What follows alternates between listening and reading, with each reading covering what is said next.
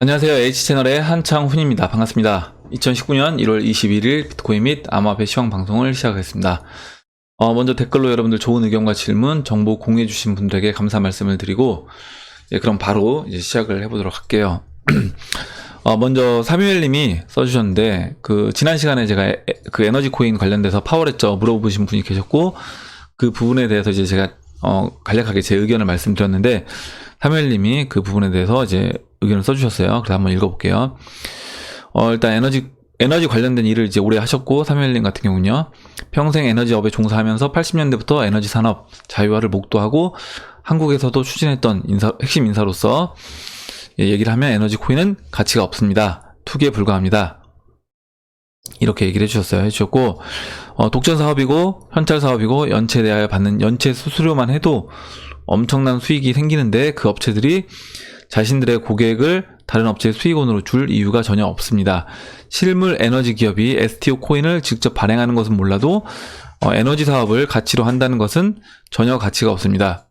이슈화시켜서 멋지게 포장할 뿐입니다. 에너지 사업의 특성을 잘 모르셔서 현혹되시는 겁니다. 에너지 사업은 기름을 예로 들면 독점 사업에 가깝기 때문에 하락할 때와 상승할 때 수익을 가장 많이 냅니다. 석유 파동 시에는 보너스 400%도 많을 당시에는 1200%를 주기도 했습니다. 그런 수익원을 절대로 타인들과 공유하지 않습니다. 이렇게 써주셨고, 지금 이제 이 얘기 중에 보면 이제 그러니까 에너지 관련된 코인이 나온다라고 하면 결과적으로 저도 이제 비슷한 의견인데, 제가 그때 뭐라고 말씀드렸냐면 결국 이제 에너지 관련 코인의 성패는 기존 에너지 업체들, 우리나라로 얘기하면 뭐 한전과 뭐 업무 협약을 얼마나 잘 맺느냐.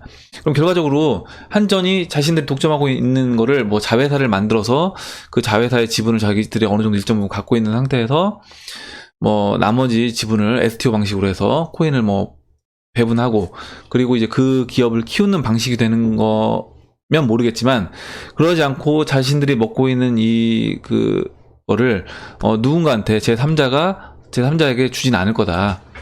예, 그렇게 보고 있고, 저도 그 부분은 동의를 해요. 동의를 하고, 당연히 이제 그런 식으로 실물 에너지 기업이, 뭐, 어떤 자신들이 어떤 이런 블록체인 회사를 만들어서 그걸 따로 이제 운영해서 키우던지, 지금, 카카오가, 두나무를 통해서 이제 업빗을 이렇게 키우고 있는 것처럼요. 그런 식으로. 그렇게 한다든지, 아니면, 그게 아니라고 하면, 어떤 이제 도시 전체를 뭐 지금 뭐 이더리움 기반 도시, 뭐 중국 같은 경우는 뭐 퀀텀 네오 기반 도시, 뭐 이런 얘기가 작년에 나왔었잖아요. 그런 식으로 그런 플랫폼 기반의 어떤 도시가 나왔을 때 그 플랫폼 관련돼서 이제 그 도시를 이제 끌고 갈 수 있는 기반 에너지가 있어야 되잖아요. 그래서 그 담당하는 이제 에너지 관련 코인들이 있다라고 하면, 그때는 그 도시는 어찌됐든 그 도시 기획 자체가 어떤 이 블록체인 관련된 그 4차 산업 도시를 만드는 것이 목표이기 때문에, 그렇게 돼서 들어가는 에너지 관련 코인은 어느 정도 가능할 수도 있겠다라고 저는 보고 있습니다. 그래서 그 두 가지 정도가 아니라고 하면 에너지 관련 코인이 쉽진 않을 거예요. 그리고 지금 3일님 써주셨고, 또 지금 아스트라 K님이 또 의견 써주셨는데, 그 부분도 이따 같이 한번 읽어보도록 하겠습니다. 네. 그리고 그 밑에도 이렇게 좋은 얘기를 써주셨고요. 일단 맨 마지막 부분만 좀 읽어보면, 특히 에너지 사업은 0.1원, 0.05원을 단위로 하는 현찰 장사입니다. 동네 구멍가게보다 작은 금액에 민감한 사업이기 때문에 절대로 자신의 수익원을 공유하지 않습니다. 에너지 기업이 연봉이 높습니다. 제가 속한 기업도 벌써 7, 8년 전에 평균 연봉이 1억 원이 넘었으니까요. 그래서 3일님도 돈을 굉장히 많이 받으셨을 것 같아요. 예, 저도 임원으로 이제 대표로 근무했었다고 하니까 직원에게도 이제 많이 준다고 얘기를 해주셨고, 제가 뭐 다 읽진 않았지만 한번 시간 되시는 분들은 읽어보시기 바랍니다. 요즘에 애기가 옆에서 갑자기 소리 질러가지고 제가 웃겨가지고, 일단, 그리고 이제 사무엘님이 또 한 가지 의견 써주셨는데, 그 라이브 하지 말라고. 예, 그래서 제가 이제 생각을 해봤는데 제 좀 성향이 라이브랑 좀 안 맞을 것 같기도 해서, 일단은 뭐 그냥 이벤트성으로 이제 여러분들하고 이제 뭐 개인적인 그냥 소통하는 그런 차원에서 뭐 이런 정규 방송은 지금 하던 패턴대로 하고요. 라이브 방송은 또 라이브 방송 잘 하시는 분들 계시기 때문에 그분들이 해주시면 될 것 같고, 저는 이제 뭐 그냥 간혹 예, 이벤트성으로 뭐 라이브를 하게 되면 하는 방향으로 하겠습니다. 예, 그리고 예, 넘어가서 예. 김진영님이 써주셨는데요. 다크코인에 이제 관심이 가서 투자를 해보려고 한다. 다크코인은 범죄에 악용될 소지가 많고 국가에서 거래 금지를 할 수 있을 것 같다는 생각이 들기도 하는데, 제 의견과 피백스 차트 분석 부탁드립니다. 얘기를 해주셨고, 일단 다크코인은 제가 이제 지난번에 한번 얘기를 한 몇 달 전에 했던 것 같은데, 이제 의견이 좀 반반 나눠졌어요. 이 구독자분들도 의견이 반반 나눠졌는데, 어떻게 나눠졌냐면 어떤 분들은 다크코인 일본에서 규제하고 일본 거래소에서 퇴출이 됐잖아요, 다크코인들이. 그래서 다크코인은 투자하면 안 된다 라고 얘기해 주신 분도 계셨고요. 또 어떤 분들은 다크코인은 이렇게 수요가 확실하다. 뭐냐면 어떤 자신의 자금 출처를 밝히고 싶지 않은, 그리고 어떤 증여라든가 이런 부분에 대해서 좀 뭔가 은밀하게 하고 싶은 사람들의 수요가 항상 있기 때문에 이거는 괜찮은 코인이다 라고 해서, 이런 어떤 일정 부분의 수요가 항상 있는 거를 오히려 투자 가치로서 좋게 평가하시고, 그래서 투자를 하겠다라고 하시는 분들도 계십니다. 그래서 그때 이제 제가 내린 결론은 이거였어요. 그러니까 제가 내린 결론은 투자를 하되 일단 이 포지션 자체가 이 다크코인이 주 포지션으로 가는 거는 약간 리스크가 크다. 그래서 일정 부분 뭐 내 전체 포트폴리오 비중이 100이라고 하면 한 5% 미만으로만 뭐 다크코인들을 보유하는 게 좋지 않을까라고 얘기를 했었습니다. 그리고 PBX 차트는 제가 이제 오후에 보도록 할게요. 제가 체크를 안 해서 PBX 차트를 체크를 안 해서 보도록 하겠습니다. PBX 차트를 오후에 보도록 하겠습니다. 그리고 다음에 우리 마법천사님이 그 책을 읽으셨대요. 그 2023 미중전쟁, 2022 남북통일, 2019 제목 2019 26 암호화폐 폭등, 이렇게 읽으셨다고 하는데, 저자분이 왜 아처라고 되어 있는데 한국인 것 같다고. 근데 이제 저는 이거 이제 추천해 주신 분이 계속 저희 그 영상 밑에 추천해 주신 원윤상 님이었나? 그분이 계속 추천해 주셔서 저도 읽어볼까 하다가 찾아보니까, 책을 이제 주문하려고 찾아보니까 그 저자가 누군지 정확하게 안 나와 있는 거예요. 그래서 저는 이제 저자가 누군지 안 나와 있는데 이걸 제가 읽는 게 의미가 있을까 싶어서 일단은 안 읽었는데, 그 마법천사님이 후기를 써주셨어요. 후기를 써주셨고, 일단은 후기를 쭉 읽어보니까 일단은 좀 제가 봤을 때는 어떤 게 좀 그랬냐면, 다섯 번째 이제 그 마법천사님이 얘기해 주신 것 중에 뭐 물론 좋은 내용도 있는데, 이제 맨 마지막에 뭐 암호화폐 정밀 베팅 타이밍이라는 책이 있는데, 이걸 이제 72만 8천 원에 이렇게 했다고 해서, 책이 72만 8천 원짜리 책은 제가 처음 봐서, 그래서 이건 약간 제가 봐도 뭐냐면, 지금 어떤 생각이 들었냐면, 지금 이런 시대에 편승해서 뭔가 이제 좀 책으로 어떻게 보면 돈을 벌 목적으로 진짜 좋은 의도가 아니라 약간 그런 느낌을 저도 받았어요. 그래서 이거는 물론 저도 개인적인 시각이긴 한데, 이거는 하여튼 그랬습니다. 저 읽진 않았고 그냥 이 제목만 보고 2023 미중 전쟁이 일어나고 2022년 남북통일, 그다음에 2019 26 암호화폐 폭등, 이렇게 그냥 제목으로 그냥 이해를 하고 넘어가는 그 정도 수준에서 넘어가도록 하겠습니다. 저도. 그리고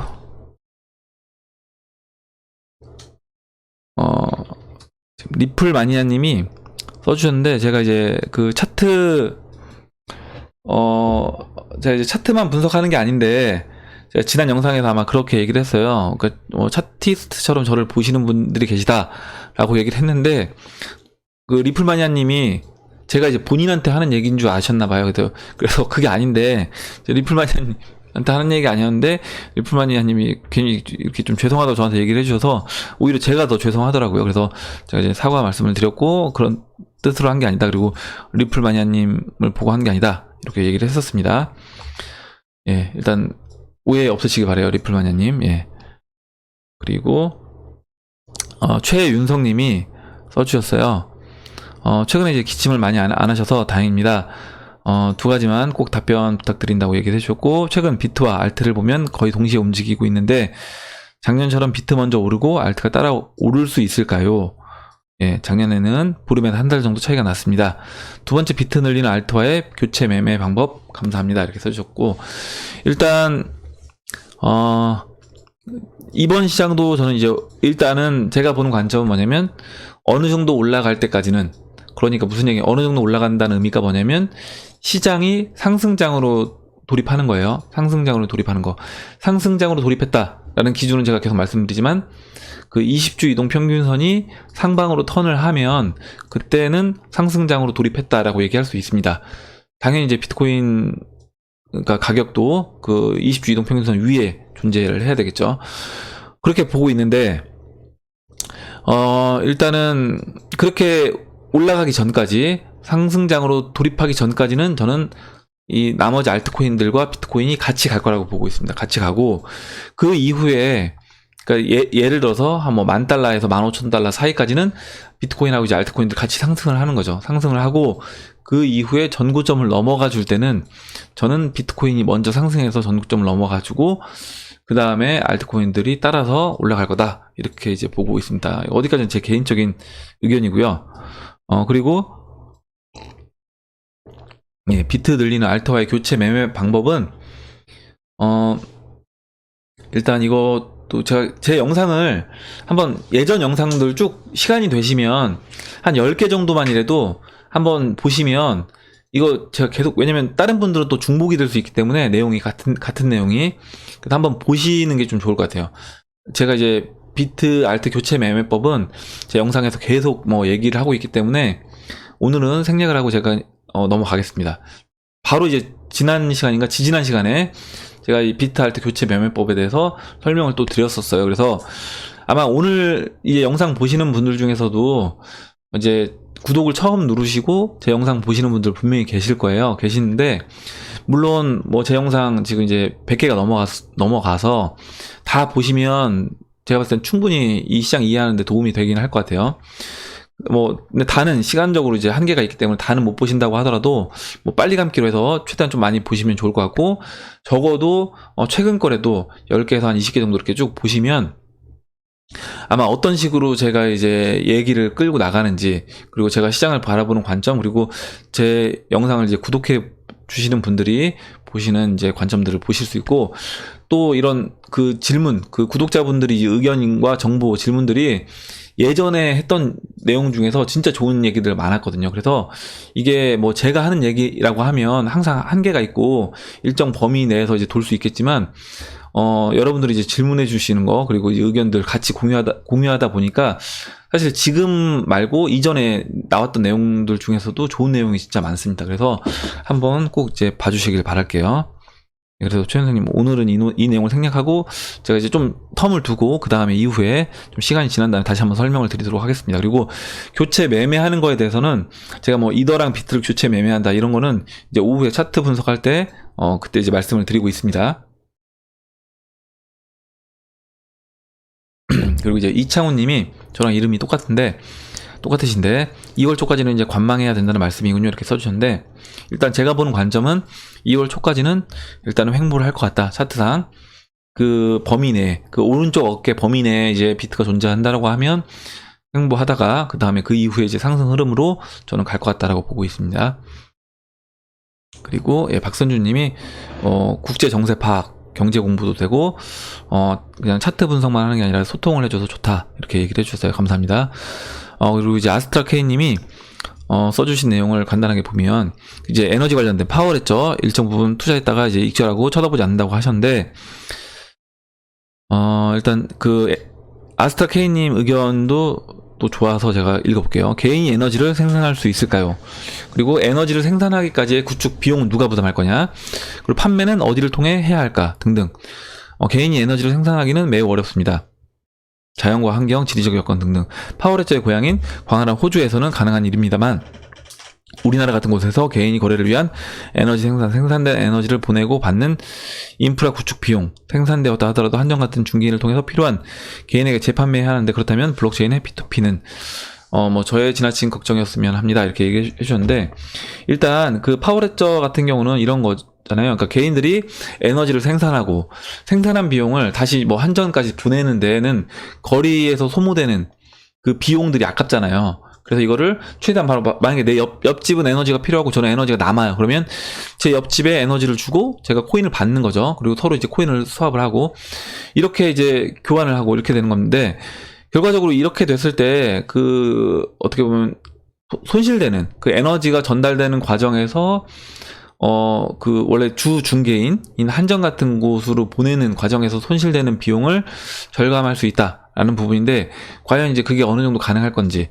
근데 이것도 또 아예 우리가 불가능하다고 생각하면 안 되는 건 뭐냐면, 지금 이제 에너지 관련돼서 예전에는 쉐일에서 오일을 추출하는데 기술적으로 딸렸기 때문에 생산량이 이제 부족했는데, 제가 지난번에 이제 그 일론 머스크 영상을 보니까 기와장인데요. 기와장인데 그 기와장을 통해서 그 에너지를, 태양열을 이제 흡수하는 거예요.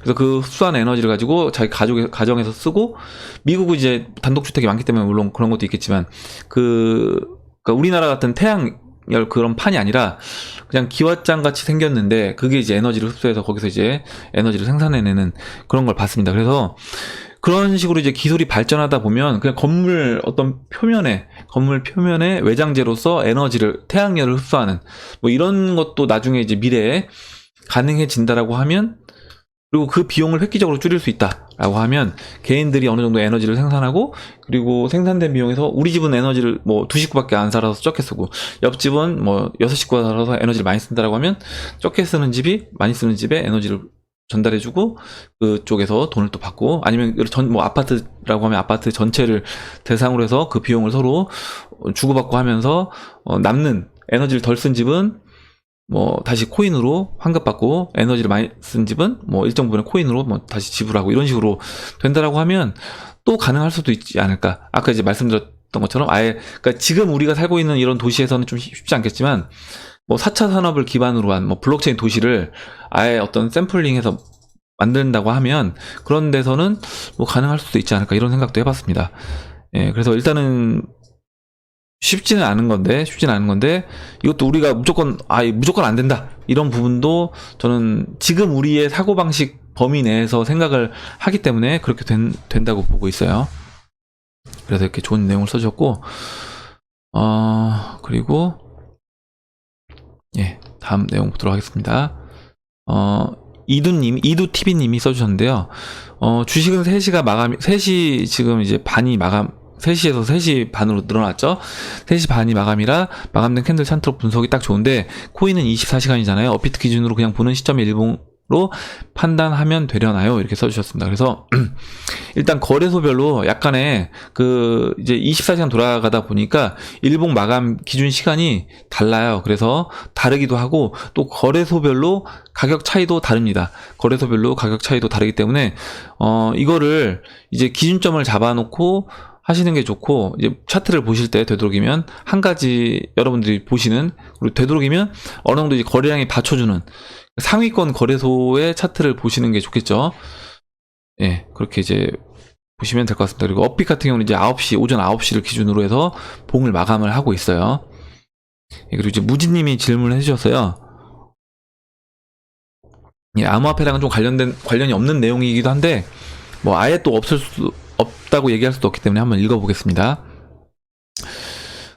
지난 10수년간 출산율을 높이려고 엄청난 돈을 쏟았습니다만 출산율을 왜 높이려고 하는 건지요. 예전에는 일할 사람이 나중에 없어서 공장문을 닫아야 된다고 한 말이 공감이 갔습니다만, 앞으로 10년 뒤엔 공장이고 뭐고 일자리가 확 줄어서 가능 인구가 남아돌 것 같은데, 출산율을 높이려고 왜 그리 혈안인지요. 세금 받으려고 하는가 싶어도 이 없으면 세수 확보도 당연히 안 될 텐데 정부의 속내가 궁금합니다. 이거 진짜 노예 양성하려고 하는 겁니까? 이렇게 얘기해 주셨습니다. 제가 봤을 때 노예 양성은 필요가 없을 것 같아요. 왜냐면 앞으로 이제 예전에 그 뭐 로마 시대 이럴 때 노예가 있었잖아요. 그때 보면 그 뭐 노예를 썼는데, 그 노예는 어떻게 보면 이제 뭐 귀족층들이 하층민들을 자신들이 하기 싫은 일들 시키려고 했던 겁니다. 지금도 마찬가지죠. 근데 지금 우리가 생활하고 있는 입장에서 보면 현재 이 시간에서도 예전에 우리 인간이 직접 했던 일들을 기계가 대신 해주는 게 굉장히 많습니다. 뭐 세탁이라든가 세탁기가 돌아가죠. 그리고 뭐 건조도 그렇고요. 그리고 식기세척 하는 거. 그리고 음식도 간편 조리돼서 나와 있는 음식들이 굉장히 많습니다. 그러니까 이미 공장에서 이미 자동화돼서 만들어진 걸로 해서 간편하게 이제 요리해서 먹을 수 있는 것도 많고, 뭐 예전에는 뭐 우리가 장을 보러 가는 것도 직접 갔는데 지금은 뭐 이게 뭐 어떤 업체를 얘기하면 안 되겠지만 일반적으로 뭐 대기업 몇 군데에서 뭐 이제 이런 직접 빠른 배송을 통해서 제가 물건 주문하면 아침에 주문하면 뭐 오후라든가 저녁 되기 전에 물건을 장을 받아볼 수 있는 이런 시스템이 지금 돌아가고 있어요. 그래서 뭐 앞으로 이제 이런 건 더 많아질 거고, 이렇게 되면 저는 인간이 굳이 일을 할 필요가 있을 것인가, 그리고 이제 로봇이 대체된다라고 하면 우리가 이제 실질적으로 사람은 크게 이런 단순 노동 이런 부분에 대해서는 일을 하지 않을 거다라고 보고 있습니다. 그러면 결과적으로 우리 인간이 이제 뭐 어떤 부분에서 이제 필요한 것인가라고 하면 진짜 크리에이티브한 일을 해야 되는 거죠. 뭔가 창조적이고 그런 일들을 해야 되는 거고, 그리고 우리가 그냥 하는 활동 자체가, 저는 항상 얘기하지만 이게 데이터고 이게 돈이 돼야 된다. 우리가. 그리고 물론 약간의 차이는 있겠지만 그 예전에 그 뭐 로마 시대에 귀족 같은 그런 것처럼 인간은 내가 진짜 하고 싶은 일들만 할 수 있고, 나머지 인간이 좀 하기 싫은 일들은 뭐 자동화된 로봇이라든가 뭐 인공지능이 대신, 번거로운 일들은 이제 대신 해주지 않을까, 이렇게 생각을 합니다. 그리고 국가 입장에서 보면 결과적으로 뭐냐면 이런 데이터들이 많아야지 이거 자체도 힘인 거예요. 결국에 그러면 국가 입장에서는 이제 영토뿐만 아니라 국력을 표현할 때 인구 자체가 많은 것도, 저는 그게 뭐 생산 인구라든지 이걸 떠나서 인구 자체가 어느 정도 많은 게 그게 이제 국력이 된다. 예, 국력이 된다라고 보고 있고, 그리고 이제 일단 출산율이 한 명 아래로 떨어지게 되면 이게 뭐 한 명 아래로 떨어진다라고 해서 뭐 별 문제가 있겠냐 당장 이렇게 볼 수 있지만 이제 인구가 감소되는 폭이, 이걸 수학적으로 계산해 보면 급격히 떨어지는 겁니다. 한 명 이하로 이제 떨어지게 되면. 그래서 그러면 그 국가 존립 자체가 이제 위협을 받기 때문에 당연히 국가 입장에서는 국가 존립을 위해서는 이거에 돈을 쏟아부을 수밖에 없는 거죠. 출산율을 높이기 위해서. 이렇게 보고 있고, 뭐 고령화 이미 우리나라 같은 경우는 이미 고령화 사회예요. 고령화 사회고, 그 고령화 가는 속도가 예전 뭐 그 프랑스에서 뭐 100년 걸렸다라고 하면 우리나라는 지금 이 고령화로 가는 그 시간이 진짜 뭐 10년, 20년밖에 안 걸리는 그런 상황이 된 겁니다.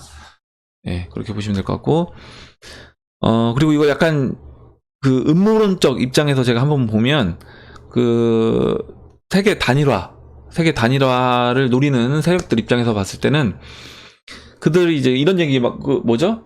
킹스맨에 나오잖아요. 세계 인구 감소를 목표로 나옵니다. 그래서 세계 인구 감소를 목표로 한다라고 하면 우리 일반 대중들한테 좀 애를 낳는 거를 기피하게 한다거나, 아니면 남녀를 약간 적대시하게 만든다거나, 그리고 남자와 여자의 어떤 이런 구분을 애매모호하게 이제 만든다거나, 이런 식으로 하면서 뭔가 이제 그런 거를 마치 트렌드인 것처럼 만들어낸다는 거죠. 그래서 그리고 아니면 이제 환경적인 부분에 대해서 이런 지금 뭐 미세먼지 이런 거 많은 것도 결과적으로 이제 우리가 또 불임 인구가 늘어나는 어떤 요인 중에 하나이지 않을까, 뭐 여러 가지 생각을 해봤어요. 이런 인구 관련돼서 저도 그렇게 생각을 해봤고, 한번 뭐 이런 부분에 대해서도 또 생각을 많이 하시는 분들이 있을 것 같아요. 예, 이런 부분에 대해서 한번, 그래서 좀 재미난 얘기인 것 같아서 한번 얘기를 해봤습니다.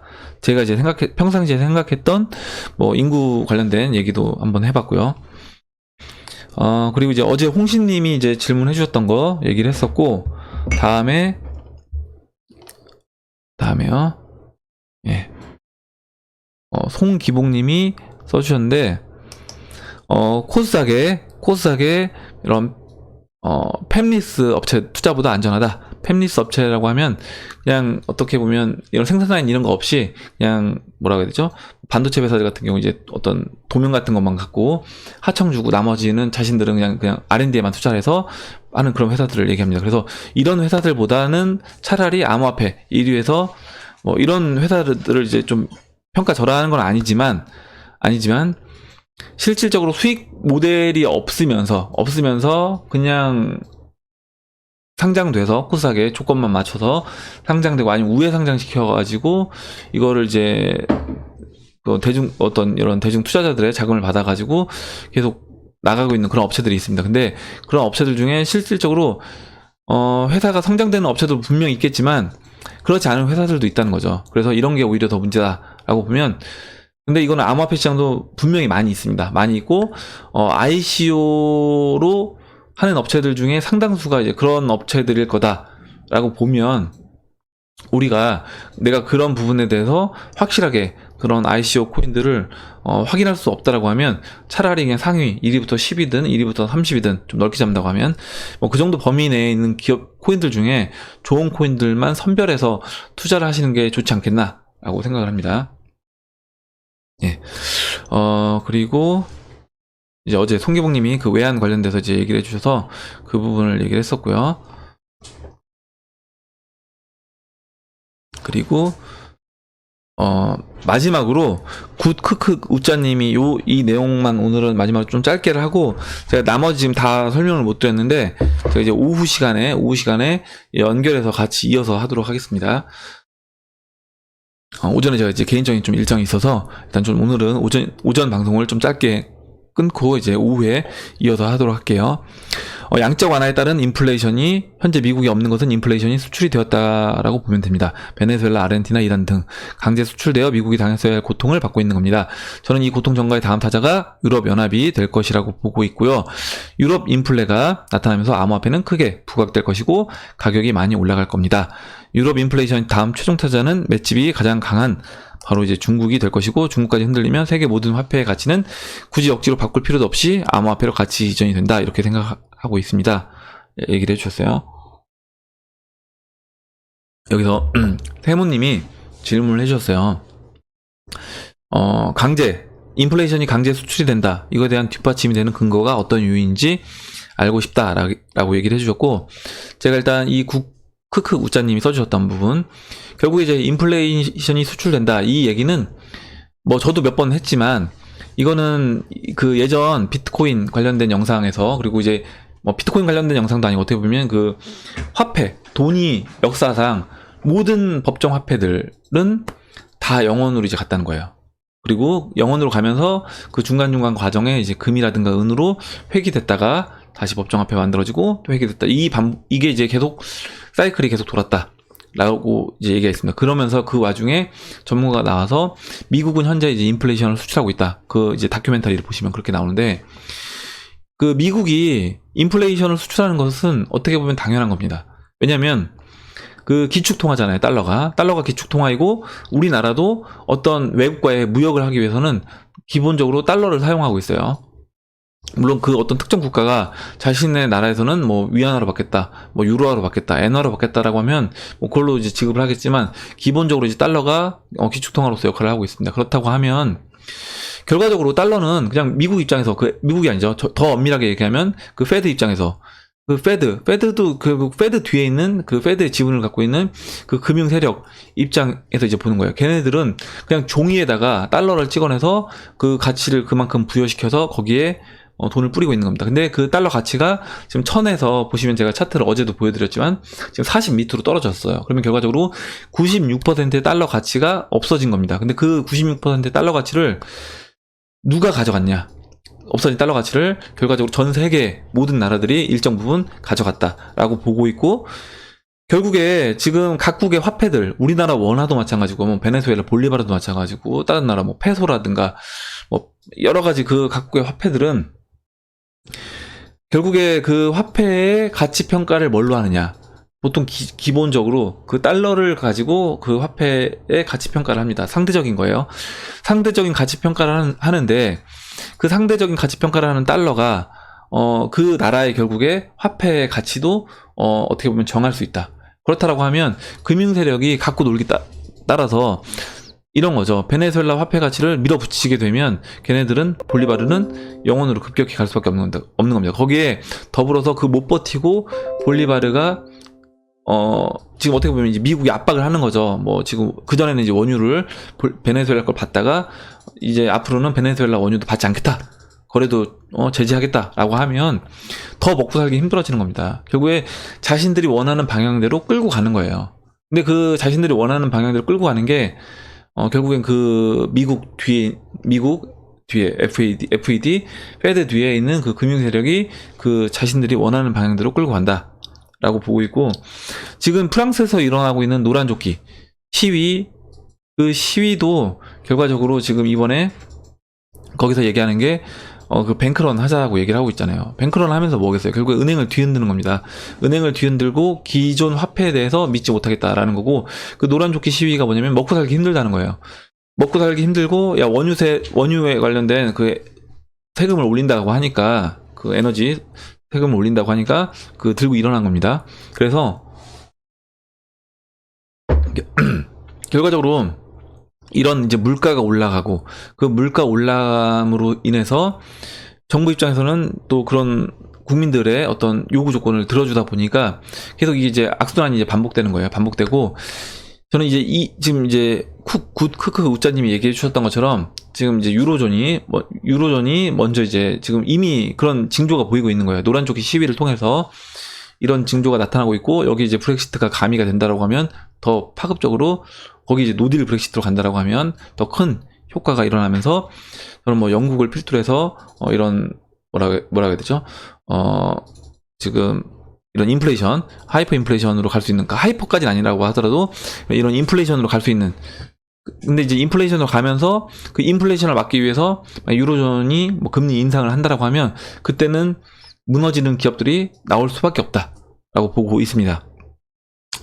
예, 그래서 이제 지금 그 세무님이 얘기해 주셨던 그 인플레이션이 강제 수출된다. 이거는 기축 통화를 쓰는 것 자체가 인플레이션이 이제 자연스럽게 인플레이션을 우리가 나눠 갖는 거예요. 미국이 원래 만약에 우리나라가 한국은행에서 돈을 찍어내서 그걸 가지고 뭐 미국이 생산하는, 그리고 중국이 생산하는 물건들을 그냥 사온다고 생각을 해보세요. 그럼 우리나라 국민들은 소비만 해도 되는 겁니다. 어느 정도. 그냥 막 그 돈을 찍어서 미국 양쪽 하나 미친듯이 한 것처럼 돈 찍어내서 그 돈 뿌려가지고 그냥 소비만 해도 돼요. 근데 우리나라가 그렇게 하면 어떻게 되겠어요? 당연히 우리나라는 원화 가치는 급락하면서 하이퍼 인플레이션으로 가겠죠. 그건 왜 그러냐면, 우리나라에 대한 화폐를 유럽 사람들은 원화 내면 믿겠어요? 안 받으려고 한다는 거죠. 달러라든가 아니면 유로화를 받으려고 한다는 겁니다. 결과적으로 우리나라 돈은 인정을 못 받고요. 그 달러는 전 세계 어디 가도 인정을 받고 있기 때문에 달러는 마음대로 그 페드가 찍어내서, 어떻게 보면 마음대로는 아니죠. 물론 합의하에. 근데 그 합의가 어떻게 되냐면, 경기 침체로 가다 보니까 야, 니들 빨리 찍어내서라도 제발 이거 좀 끌어올려줘 라고 오히려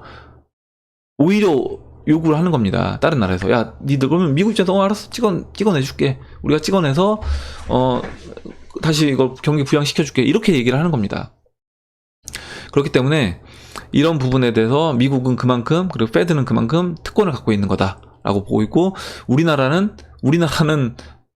페드처럼 그런 식으로 했다라고 하면 우리나라는 이제 하이퍼 인플레이션으로 갈 수밖에 없는 거다라고 보고 있습니다. 그래서 일단은 지금 이런 상황이, 저는 앞으로 이런 지금 제가 보고 있는 이런 시각들, 그리고 침체 국면이 오고 결과적으로 어느 정도 인플레이션이 발생되면서 전 세계적으로 암호화폐 시장으로 수요가 저는 이제 몰릴 수밖에 없다라고 보고 있고, 뭐 시장은 지금 재미없는 것처럼 보이지만 이건 이제 보기 나름이라고 했어요. 제가 너무 이제 뭐 이거 참기 힘들다, 너무 고통스럽다 이렇게 얘기하시는 분들도 있는데, 우리가 진짜 긍정의 편집을 할 필요가 있어요. 그러니까 이 시장을 우리가 스트레스 받고 뭐 힘든 이 시장이 아니라, 어떻게 보면 제가 얘기했잖아요. 상황은 똑같지만 긍정의 편집을 한다라고 하면 이 시장은 이만큼 우리가 싸게 살 수 있는 기회일 수 있다라는 겁니다. 그러면 뭐, 야, 나 돈 다 썼는데 뭔 얘기를 하는 거냐 이렇게 얘기하실 수 있어요. 근데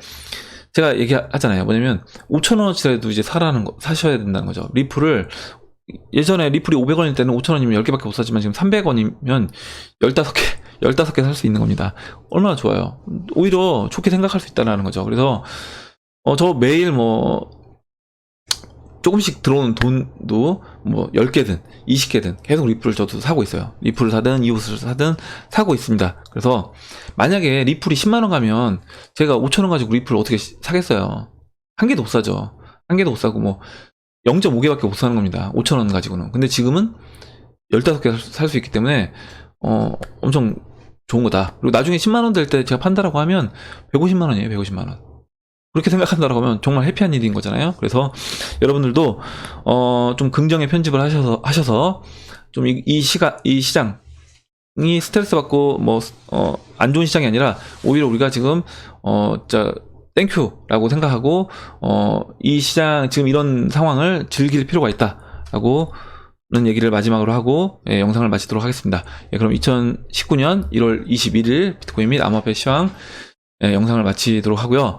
오늘 나왔던 얘기들 중에 여러분도 궁금하신 거 그리고 궁금하신 게 질문이죠. 그리고 의견, 그 다음에 이제 정보를 공유해 주시면 감사하겠고 댓글 남겨주신 분들에게 다시 한번 감사 말씀을 드리도록 하겠습니다.